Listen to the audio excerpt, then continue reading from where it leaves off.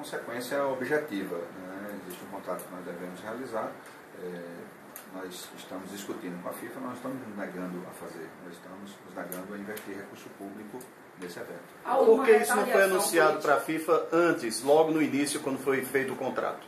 Nós estamos fazendo esse debate desde o início, né? Desde julho do ano passado, quando o nosso projeto ficou pronto, a primeira versão, nós estamos insistindo de que era necessário o investimento privado nesse evento, que é tão grande e tão importante. Mas até aqui nós não tivemos nenhum tipo de resposta em relação a isso. Há alguma retaliação política no governo federal? Absolutamente, nenhum tipo de retaliação. Essa posição nossa não tem nada a ver com retaliação. Nós somos a favor da Copa, nós estamos defendendo a Copa. Todas as outras obrigações que a Prefeitura do Recife tem em relação à Copa do Mundo continuarão sendo tocadas com toda a força necessária para que elas estejam prontas até a Copa do Mundo.